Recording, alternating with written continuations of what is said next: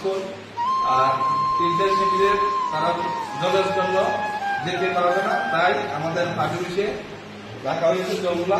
আমরা কাউকে নৌকার ব্যবস্থা করে জলগুলো করবো।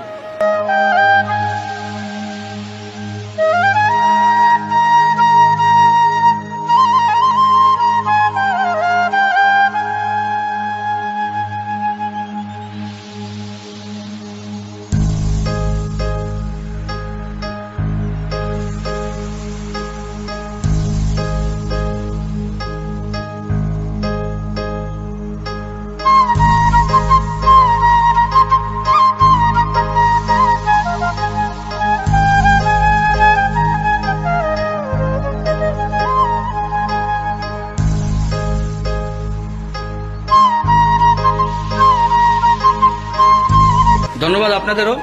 আপনারাও যেভাবে মানুষের পাশে আছেন, যেভাবে মানুষের পাশে দাঁড়াচ্ছেন, আমি আপনাদের ক্যাম্প ঘুরেছি, আমি দেখলাম যে আপনারা রান্নাবান্না এখনো সেই মানে জোর গতিতে জোর ইয়েতে রান্নাবান্না চলছে।